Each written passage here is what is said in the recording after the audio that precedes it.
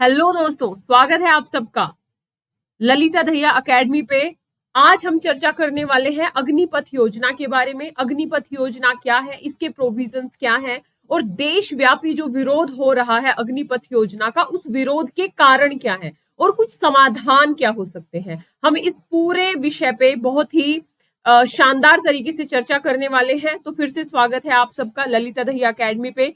फटाफट मुझे ज्वाइन कर लीजिए, फॉलो कर लीजिए मेरे Telegram group Lalita Dahiya academy. यहाँ पे मेरी सारी क्लासेस के लिंक, टाइमिंग, नोटिफिकेशन, पीडीएफ आपको मिल जाएगा। आप मेरे इंस्टाग्राम ललिता दहिया एकेडमी पे ही मुझे फॉलो कर सकते हैं। इसके अलावा मेरे Facebook page Lalita Dahiya academy से भी आप जुड़ सकते हैं। यदि आप लिंक्डइन पे हैं तो भी ललिता दहिया एकेडमी से ही जुड़ सकते हैं। दोस्तों फटाफट डाउनलोड कर लीजिए ललिता दहिया एकेडमी ऐप, जो कि आपकी सिविल सर्विसेज की तैयारी को बहुत आसान बना देगी और आपका पढ़ने का तरीका, सोचने का तरीका, लिखने का तरीका बिल्कुल यूपीएससी की डिमांड के अकॉर्डिंग करने का प्रयास किया जाएगा और आप लोगों के ऊपर आप लोगों से ज्यादा मेहनत की जाएगी। अभी हमारा एक कोर्स लॉन्च हुआ है इस ऐप पे, जिसकी क्लासेस 25 जून से होने वाली है। Polity with current affairs for IAS mains. इसमें पूरी पॉलिटी का कवरेज कराया जाएगा। मेंस के पॉइंट ऑफ व्यू से आपको लिखना सिखाया जाएगा, आपकी समझ विकसित की जाएगी। बहुत ही लिमिटेड सीट है, तो जिसको भी एनरोल करना है फटाफट कर लीजिए। 25 जून से क्लासेस शुरू होने वाली है। वीडियो को लाइक कर दीजिए, शेयर कर दीजिए, कमेंट कीजिए। यदि ये वीडियो आप लोगों के लिए थोड़ी भी हेल्पफुल रही है तो कमेंट कीजिए, चैनल को सब्सक्राइब कीजिए और सब्सक्राइब करवाइए। बात करते हैं दोस्तों अग्निपथ स्कीम के बारे में, अग्निपथ योजना के बारे में। अभी हाल ही में रक्षा मंत्री जी ने अग्निपथ योजना के बारे में बताया कि सेना में 4 साल के लिए भर्ती की जो है प्रक्रिया शुरू की गई है। पूरी अग्निपथ योजना का जो निचोड़ है, सबसे पहले यदि हम परिचय की बात करें अग्निपथ योजना के, तो क्या है। बेसिकली देशभक्त और प्रेरित युवाओं को 4 साल की अवधि के लिए सशस्त्र बलों में सेवा करने की अनुमति देता है। ये 4 साल के लिए सेवा करने की अनुमति देता है, पहली बात। दूसरी बात, सशस्त्र बल जितना भी आपकी थल सेना, जल सेना, वायु सेना, हर सेना में, ठीक है। दूसरी बात, इस योजना के तहत सेना में शामिल होने वाले युवाओं को क्या कहा जाएगा, अग्निवीर कहा जाएगा और युवा कुछ समय के लिए सेना में भर्ती हो सकेंगे। यहाँ पे असली जो विरोध का कारण है, विरोध के ऊपर चर्चा तो मैं ये करूंगी ही, ये है 4 वर्ष, यानी 4 वर्ष की भर्ती का प्रोविजन किया जा रहा है। परिचय आपने सुन लिया कि भाई क्या है अग्निपथ योजना, अग्निवीर कहा जाएगा। इस नई योजना के तहत लगभग 45 से 50 हजार सैनिकों की सालाना भर्ती की जाएगी। दोस्तों अधिकांश केवल 4 वर्षों में छोड़ देंगे। इस अधिकांश का मतलब क्या है, 4 साल के बाद मान लीजिए 50,000 बच्चे सिलेक्ट होते हैं अग्निपथ सर्विसेज में, अग्निवीर 50,000 अग्निवीर जाते हैं, तो 4 साल तक तो ये 50,000 अग्निवीर काम करेंगे, लेकिन 4 साल के बाद 25% को ही 15 साल की अवधि के लिए कंटिन्यू रखा जाएगा। मतलब केवल 25% को ही कंटिन्यू रखा जाएगा, बाकी के जो 75% अग्निवीर हैं वो वापस आ जाएंगे अपने अपने घरों की ओर और दूसरा रोजगार ढूंढे। कंक्लूजन समझ गए। ये है इस योजना का परिचय कि हर साल, और ये 2 राउंड में होगा, हर 6 महीने में भर्ती निकाली जाएगी। और ये जो अग्निवीर होंगे, मान लीजिए एक एग्जाम्पल के माध्यम से, मान लीजिए कि 100 अग्निवीर भर्ती किए जाते हैं या 1000 अग्निवीर भर्ती किए जाते हैं, तो इन अग्निवीरों में से केवल 250 अग्निवीर ही क्या होंगे, कंटिन्यू रहेंगे और ये बाकी के जो 750 अग्निवीर हैं ये अपने अपने घरों की ओर आ जाएंगे 4 साल के अंदर, पहली बात। दूसरी बात, पात्रता के मानदंड है। ऐसे ही नहीं कोई भी भर्ती हो सकता है, इसके मानदंड है। पहली बात है कि केवल अधिकारी रैंक से नीचे के कर्मियों के लिए ही है ये, जो कमीशन अधिकारी के रूप में सेना में शामिल नहीं होते, यानी कमीशन अधिकारी के रूप में नहीं है, अधिकारी रैंक से नीचे की भर्ती होगी ये। दूसरी बात, आपको पता है कमीशन अधिकारी सेना के उच्चतम रैंक के अधिकारी होते हैं, मतलब जिनको पेंशन मिलती है, अन्य सुविधाएं मिलती है, उनको हम बेसिकली कमीशन रैंक के अधिकारी बोलते हैं। कमीशन अधिकारी भारतीय सशस्त्र बलों में एक विशेष रैंक रखते हैं। वो अक्सर राष्ट्रपति की संप्रभु शक्ति के तहत कमीशन किए जाते हैं और उन्हें आधिकारिक तौर पर देश की रक्षा करने का निर्देश होता है। और ये जो अग्निवीर होंगे ये कमीशन अधिकारियों के नीचे की रैंक होंगे, ठीक है, पहली बात।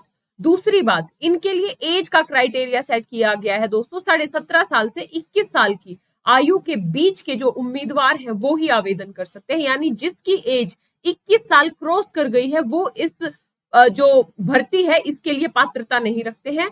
दूसरी बात आपको याद रखनी है, 17.5 साल से 21 साल का व्यक्ति ही क्या कर सकता है, पार्टिसिपेट कर सकता है, भर्ती जो है उसमें आवेदन कर सकता है। उद्देश्य क्या है जी, हमने पात्रता देख ली, इसका उद्देश्य क्या होगा? तो उद्देश्य है देशभक्त और प्रेरित युवाओं को जोश और जज्बे के साथ जो सशस्त्र बल हैं उनमें शामिल होने का अवसर देना, पहला उद्देश्य है। दूसरा उद्देश्य है भारतीय सशस्त्र बलों की औसत आयु है, उसके औसत आयु के प्रोफाइल को कम करना, यानी 4 से 5 वर्ष की कमी करना। अभी आप औसत देखोगे आयु वो 32-35 साल के आसपास देखोगे, तो उसे 26-27 साल करना। अगला क्या उद्देश्य है? इस योजना में यह परिकल्पना की गई है कि सशस्त्र बलों में वर्तमान में औसत आयु जो 32 वर्ष है वो 6 से 7 वर्ष घटा के 26 वर्ष करना, यानी इसी को एक्सप्लेन किया गया है यहाँ। तो उद्देश्य समझ लिया, देशभक्ति, प्रेरित युवाओं, जोश जज्बा, सशस्त्र सेनाओं का अंग बनाना, 4 से 5 औसत आयु में कमी करना, ये है इसके उद्देश्य। अब इससे अग्निवीर जो होंगे अपने, उनको क्या क्या लाभ होंगे, विरोध में बताऊंगी क्यों हो रहा है, एक बार योजना को समझना बहुत जरूरी है। तो अग्निवीरों को क्या क्या लाभ होगा? पहली बात तो जी 4 वर्ष पूरे होने पर अग्निवीरों को 11.71 लाख एक मुश्त सेवा निधि पैकेज का भुगतान किया जाएगा। एक तो इनको मंथली सैलरी दी जाएगी, पहली बात। दूसरी बात, जब ये रिटायर होंगे ना तो इनके लिए सेवा निधि पैकेज है 11.71 लाख के आसपास का, और इसमें ब्याज शामिल होगा। मतलब मैं बताऊंगी अभी सेवा निधि कैसे ये क्रिएट होगी। जैसे आप यहाँ पे देख ही लो, सेवा निधि जो पैकेज है दोस्तों, इसमें जो सैलरी होगी ना अग्निवीरों की, इस सैलरी में से 30% सैलरी देंगे अग्निवीर, प्लस 30% जो जितनी सैलरी अग्निवीर देंगे उतना ही सरकार भी देगी।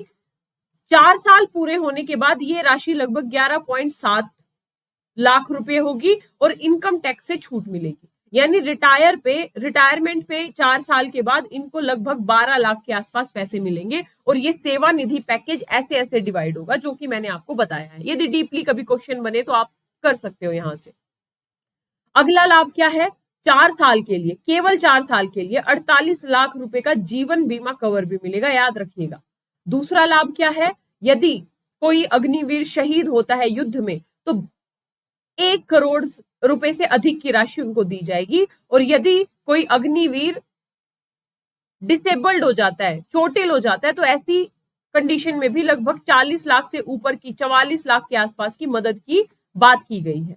सरकार 4 साल बाद सेवा छोड़ने वाले सैनिकों के पुनर्वास में भी मदद करेगी। स्किल सर्टिफिकेट और ब्रिज कोर्स प्रदान किए जाएंगे, याद रखिएगा। यानी कि 4 साल के बाद जब उनकी नौकरी की अवधि खत्म हो जाएगी तो उसके बाद जब वो दूसरी नौकरियों में अप्लाई करने के लिए जाएंगे तो उसमें भी उनको प्रायोरिटी दी जाएगी, उनके लिए स्किल सर्टिफिकेट और ब्रिज कोर्सेज आदि प्रदान किए जाएंगे ताकि वो 4 साल के बाद अन्य रोजगारों में भी जा सके। ठीक, अगली बात हम देखेंगे कि चिंताएं क्या है। तो चिंताएं में है दूसरी नौकरी ढूंढना मुश्किल है। भाई चिंता क्या हो रही है कि अग्निपथ योजना से पहले 4 साल में थल सेना, नौसेना और वायुसेना में लगभग 45,000 सैनिकों की भर्ती 4 साल के अल्पकालिक अनुबंध पे की जाएगी। 4 साल का छोटा सा अनुबंध, छोटा सा एक तरीके से अवधि है, उसका अनुबंध किया जाएगा। अनुबंध पूरा होने के बाद 25% के अलावा बाकी को सेना से मुक्त कर दिया। बाकी कहाँ जाएंगे? रोजगार का संकट तो आ गया ना बाकी लोगों के सामने, ना उनको पेंशन मिल रही है, ना उनके पास रोजगार की सिक्योरिटी है कि भाई दूसरा रोजगार उनको 100% मिल रहा है। तीसरी बात, उनकी मान लीजिए यदि कोई व्यक्ति 21 साल के आसपास में भर्ती होता है तो जब वो रिटायर होगा तो वो 25 साल के आसपास का हो चुका होगा, तो 25 साल के बाद जॉब इनसिक्योरिटी। तो पहली समस्या ये है।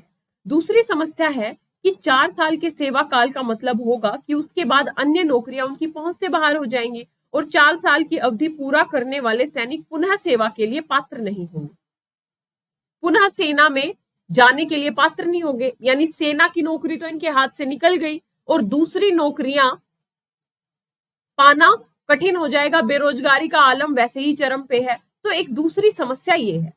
तीसरी समस्या क्या है दोस्तों? इनको कोई पेंशन लाभ नहीं है। मान लीजिए यदि 4 साल नौकरी करते उसके बाद थोड़ी बहुत पेंशन भी मिलती रहती तो गुजर बसर हो सकता था, लेकिन कोई पेंशन का लाभ ही नहीं है।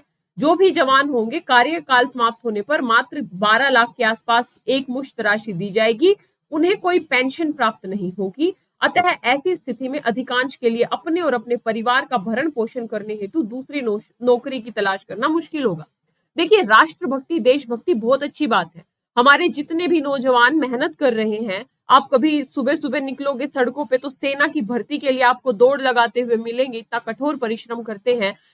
इसका मतलब ये है कि उनके अंदर देशभक्ति की भावना है, लेकिन देशभक्ति की भावना अलग चीज है दोस्तों, और रोजी रोटी का जरिया अलग चीज है। यदि 4 साल में ही उनकी नौकरी जा रही है, उनको कोई पेंशन नहीं है, तो जो घर बनाने का सपना है, अपनी बहन की शादी करने का सपना है, वो पूरा कैसे कर पाएंगे? या अपने जीवन में आगे जो एक सिक्योरिटी, जॉब सिक्योरिटी की जो बात है, वो भी अप्लाई नहीं होगी। तो इसलिए यहाँ पे एक चिंतनीय विषय है जिसपे कि सोचने की जरूरत है। अगली बात, प्रशिक्षण अप्रयुक्त रहना। अब जैसे सेना अनुभवी सैनिकों को खो देगी, आप ट्रेंड कर रहे हो 4 साल तक, आपने लगभग 6 महीने की इनको तगड़ी ट्रेनिंग दी, इन्होंने 4 साल तक देश की सेवा की। अब देश की सेवा करने के बाद आप इनमें से 75% को बाहर निकाल दिए, तो आप ये जो बाहर निकाले तो सेना जो अनुभवी सैनिक है उनको खोएगी। दूसरी बात, थल सेना, नौसेना, वायुसेना में शामिल होने वाले जवानों को तकनीकी प्रशिक्षण दिया जाएगा ताकि वो चल रहे अभियानों में सहयोग कर सके, लेकिन ये पुरुष और महिलाएं 4 साल बाद सेवा से बाहर हो जाएंगे, जो एक शून्य की स्थिति पैदा कर देगा। आप ट्रेंड कर रहे हो, आप उनके ऊपर इन्वेस्टमेंट कर रहे हो केवल 4 साल के लिए, तो ये सरकार का भी घाटा है। यहाँ पे सरकार को थोड़ा सा सोचने की जरूरत है, या तो टेन्योर को थोड़ा बढ़ा दे, ठीक है, इस पे काफी विचार विमर्श करने की जरूरत है। अभी हम बात करेंगे विरोध की और समाधान की। अगली बात, यदि हम देखें, हमने समस्याएं देख ली कि भाई, अगली बात हम देखेंगे कि देश के लिए ऐसे कदम का महत्व क्या है, आखिर क्यों ऐसे कदम उठाने पड़ रहे हैं देश को, या क्यों चाहिए। तो इसका महत्व है भविष्य के लिए सैनिक तैयार करना। मान लीजिए ये जो अग्निवीर होंगे, कभी युद्ध की स्थिति यदि देश पे आती है तो ऑलरेडी ट्रेंड होंगे, तो इनका सहयोग लिया जा सकता है देश की रक्षा के लिए। या फिर दूसरे एंगल से भी हम सोच सकते हैं कि ये जो अग्निवीर होंगे, ये पूरे अनुशासित, देशभक्ति से ओतप्रोत युवा होंगे, जो कि राष्ट्र के निर्माण में आगे सहयोग कर सकते हैं। 2 महत्व हो गए। तीसरा, रोजगार के अधिक अवसर हैं। यदि हम बेरोजगारी का आलम देखें तो उसमें रोजगार के अवसर बढ़ रहे हैं, भले ही वो 4 साल के लिए बढ़ रहे हैं। 4 साल की सेवा के दौरान कौशल और अनुभव के कारण आगे अलग अलग क्षेत्रों में रोजगार का जो दायरा है वो खुल सकता है। एक ये भी महत्व है इसका कि भाई 4 साल में जो ट्रेनिंग लेंगे या फिर जो कौशल प्राप्त करेंगे, उसके आधार पे दूसरे रोजगार के अवसर भी इन लोगों के लिए खुल जाएंगे। अगला महत्व है उच्च कुशल कार्यबल। अर्थव्यवस्था के लिए एक उच्च कुशल कार्यबल की उपलब्धता होगी, जो उत्पादकता, लाभ और समग्र सकल घरेलू उत्पाद की वृद्धि में सहायक करेगा।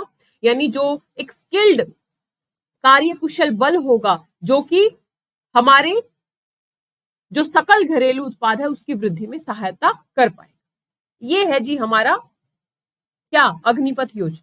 एक बार फटाफट देख लें ताकि आपके दिमाग में बैठ जाए कि हमने क्या क्या पढ़ा।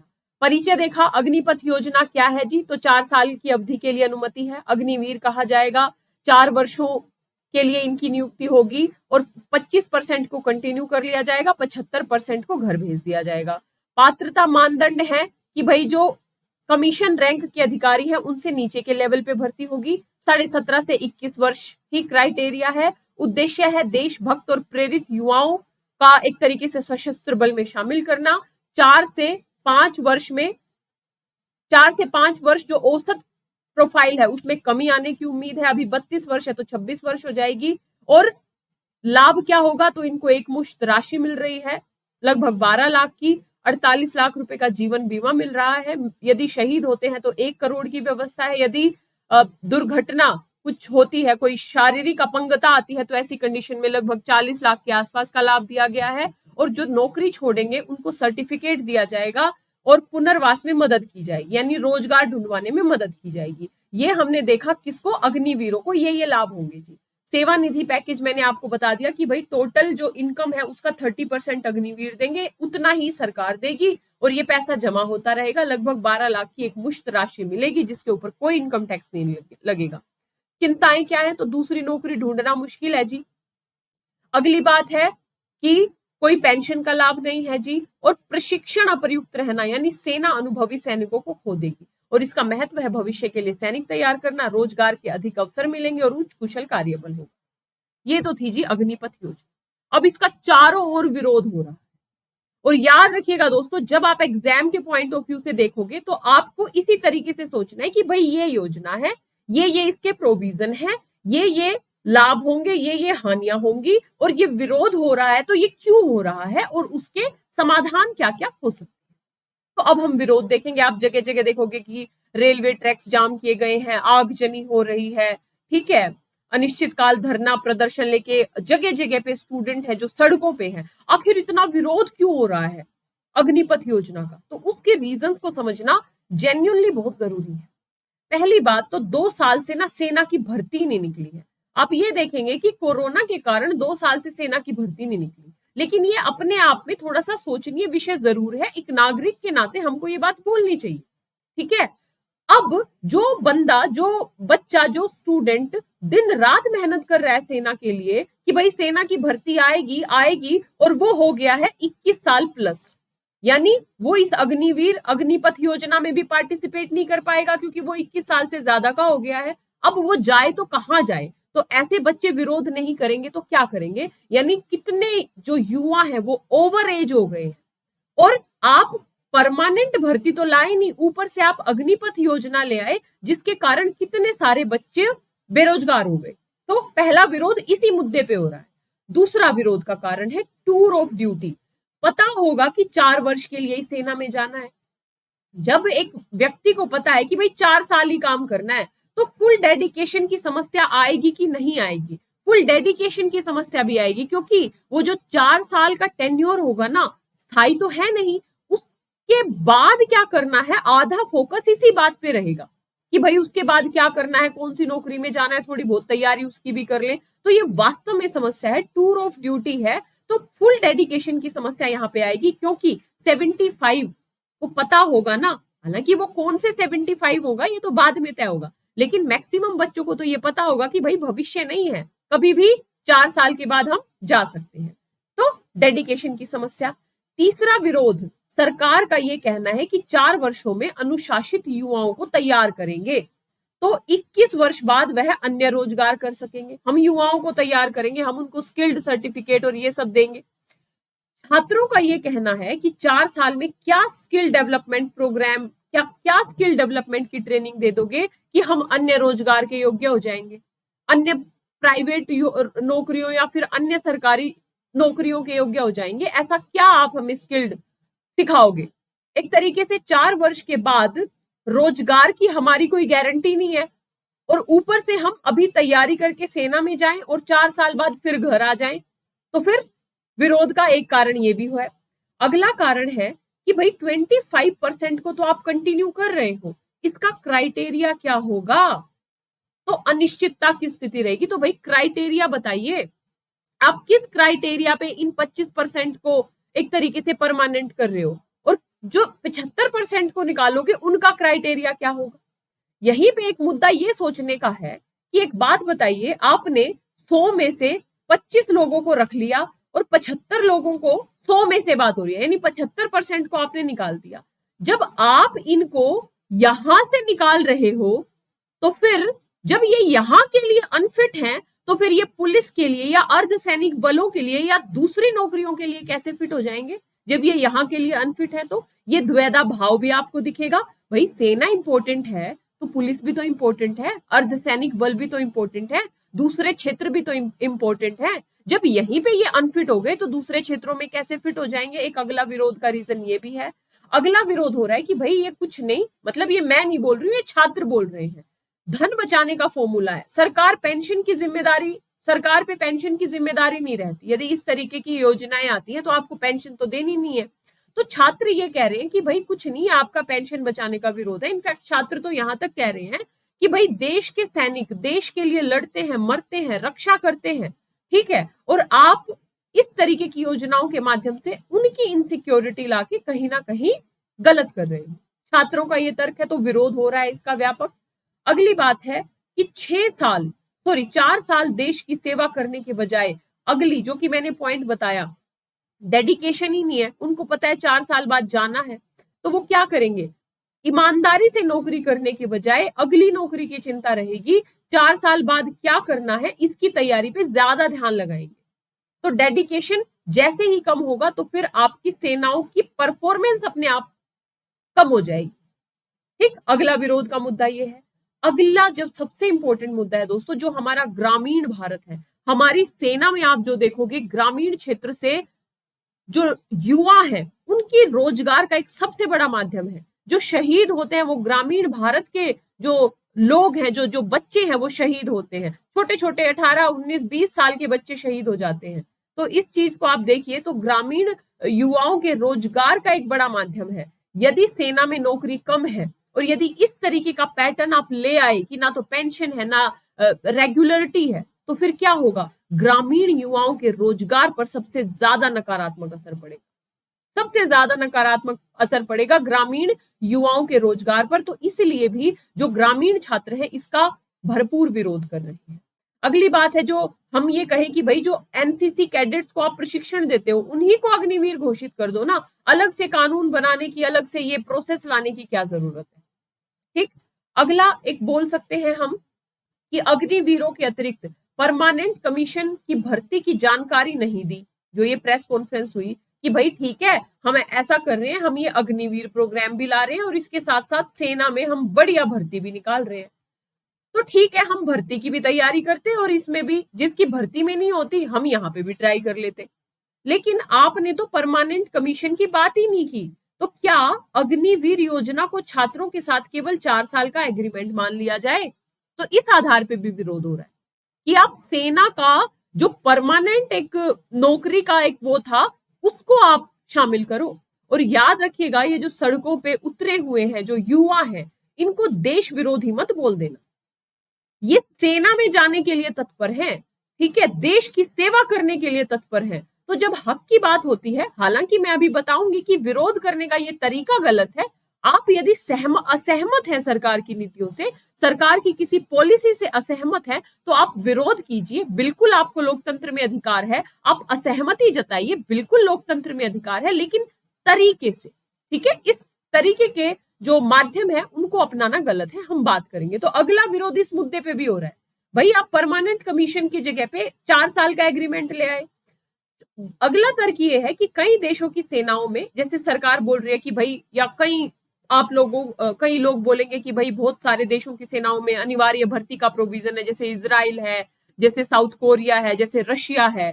तो भाई ये बात सोचने योग्य है कि ये वो देश हैं जहां पे सेना के बाद अन्य रोजगार आसान है, जहां पे ये कंपलसरी जो इनकी सेना की ट्रेनिंग है उसके बाद ये दूसरे रोजगार आसानी से मिल जाते हैं। लेकिन भारत में तो बेरोजगारी चरम पे है।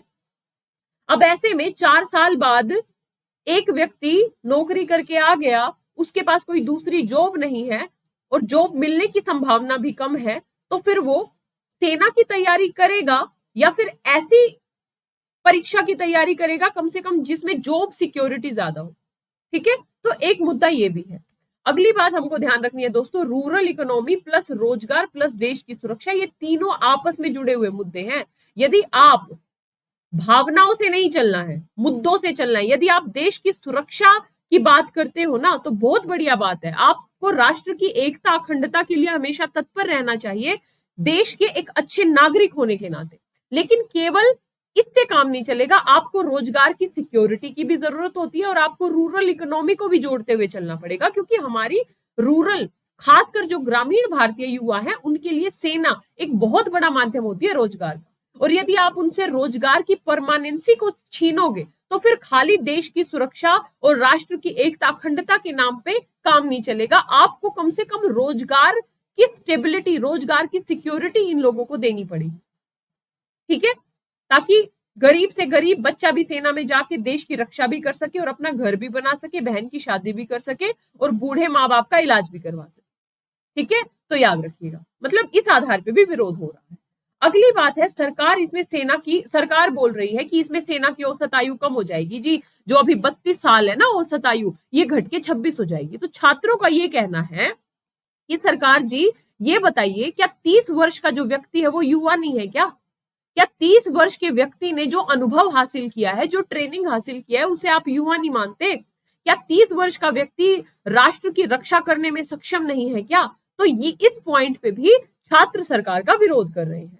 अब अगला पॉइंट है, जो सैनिक 4 वर्ष बाद सेना के लिए फिट नहीं होगा, मैं पहले भी बता चुकी हूँ, वो पुलिस, अब सरकार कह रही है कि भाई 4 वर्ष बाद 75% को हम निकाल देंगे, ये अलग अलग नौकरियों में इनको वरीयता दी जाएगी। जैसे अलग अलग राज्यों ने भी कहा, यूपी ने कहा, असम ने कहा, और भी कई राज्यों ने कहा कि भाई हम अग्निवीरों को प्रायोरिटी देंगे। बहुत बढ़िया बात है, आप प्रायोरिटी दो, आपको देनी भी चाहिए। लेकिन छात्र ये बोल रहे हैं कि मान लो 75% को जब सेना ने ही अनफिट कर दिया, तो फिर ये जो अग्निवीर हैं ये पुलिस के लिए या अर्धसैनिक बलों के लिए या दूसरी नौकरियों के लिए कैसे फिट होंगे? फिटनेस तो फिर सबके लिए उतनी ही चाहिए, तत्परता, डेडिकेशन तो हर नौकरी के लिए चाहिए, है ना? केवल सेना के लिए नहीं, आपको पुलिस के लिए भी, आपको अर्धसैनिक बलों के लिए भी चाहिए। तो एक इस मुद्दे पे भी विरोध हो रहा है। अगला, 4 साल बाद जिनको सेना से निकाला जाएगा उनके मनोबल पे क्या असर पड़ेगा? आप सोच सकते हो इस बात को? तो इस आधार पे भी सोचने की जरूरत है और इस आधार पे भी काफी बड़े लेवल पे इसका विरोध हो रहा है। इसका समाधान क्या है? तो समाधान के तौर पे दोस्तों जब हम आते हैं तो हमें ये बोल सकते हैं कि भाई इसे एक पूरी कंप्लीट योजना के तौर पे ना लागू करके पायलट प्रोजेक्ट के तौर पे लागू करना चाहिए। एक बार देखना चाहिए इसके क्या रिजल्ट निकलते हैं, इसके क्या क्या परिणाम होंगे, क्या सकारात्मक होंगे, क्या नकारात्मक होंगे। मतलब पूरी तरीके से लागू ना करके एक पायलट प्रोजेक्ट के तौर पे हम इसको लागू कर सकते हैं। दूसरी बात, इस योजना को परमानेंट कमीशन के समानांतर चलाया जा सकता है, ना कि परमानेंट कमीशन के स्थान पे। आप सेना में भर्तियों को कंटिन्यू रखो भाई। हजारों लाखों जो युवा हैं वो ठंड में, वो गर्मी में, वो दौड़ लगाते हैं, वो फिजिकली फिट रहते हैं कि भर्ती आएगी तो हम सेना में भर्ती हो पाएंगे, हम देश की सेवा कर पाएंगे। तो आप परमानेंट कमीशन को बंद मत करो, आप उसके समानांतर इसको लेके आओ। जो हजारों स्टूडेंट है उनका सपना आपको छीनने का हक नहीं है। ये भी एक सॉल्यूशन हो सकता है कि आप साथ साथ उसको लेके आओ, है ना? तो भर्ती की प्रोसेस आप जारी रखो और फटाफट भर्तियां निकालो। 2 साल से कोई भर्ती नहीं निकली है सेना में, तो इससे भी छात्रों का मनोबल बहुत गिरा हुआ है, ताकि उनके अंदर एक मनोबल उनका उठे, जगे और वो सही दिशा में, जो हमारा यूथ है उसको हम सही दिशा की ओर अग्रसर कर सके। अगला समाधान हो सकता है कि छात्रों का सुझाव है, देखो ये वो छात्र हैं जो देश की सेना में जाने को तत्पर है, देश की रक्षा करने को तत्पर है, देश की रक्षा में अपने प्राणों की आहुति देने के लिए तत्पर है। तो आप छात्रों के सुझाव को दरकिनार नहीं कर सकते। भारत विश्व का सबसे बड़ा लोकतंत्र है, यहाँ पे निर्णय लोकतांत्रिक तरीके से हो तो ज्यादा अच्छा है। छात्रों के सुझाव पे भी सरकार को अच्छे से विचार विमर्श करना चाहिए और उसके बाद एक फाइनल कंक्लूजन निकालना चाहिए। अगला एक सुझाव है कि अगर व्यापक विरोध हो रहा है तो एक तरफा नीति की तरह लागू ना किया जाए इसका। भाई बड़े स्तर पे विरोध हो रहा है, आज आप देखोगे अलग अलग राज्यों में काफी व्यापक विरोध हो रहा है, जो युवा है वो खुल के सड़कों पे आ रहे हैं। तो इसको एक तरफा नीति की तरह लागू ना किया जाए, बल्कि लोकतांत्रिक तरीके से निर्णय लिया जाए। जो छात्र हैं उनकी समस्याओं को भी सुना जाए और उनके सुझावों को इस योजना के जो प्रोविजंस है उसमें शामिल किया जाए, तब जाके हम एक बेहतर डिसीजन पे पहुंच जाएंगे। अगली बात, एक सुझाव हो सकता है कि जैसे पेंशन का मुद्दा है, आप कम से कम पेंशन के मुद्दे को इसमें शामिल करो भाई। या असुरक्षा, जहां असुरक्षा का मुद्दा वाकई चिंतन है, मतलब चिंतनीय तो है ही ना, जॉब, ये जॉब है, जॉब असुरक्षा का मुद्दा वाकई चिंतनीय है कि भाई 4 साल बाद घर बैठेंगे आके, ब्याह भी नहीं होगा, मतलब शादी भी तब होगी जब परमानेंट हो जाएंगे कि अच्छा 100 में से 75% में से तो नहीं हो कि आ गए घर पे। खुद की शादी नहीं होगी, घर नहीं बना पाएंगे, माँ बाप की बीमारियों का इलाज नहीं करवा पाएंगे, तो जॉब इनसिक्योरिटी, मनोबल टूटेगा वो अलग, पेंशन मिलेगी वो कुछ नहीं।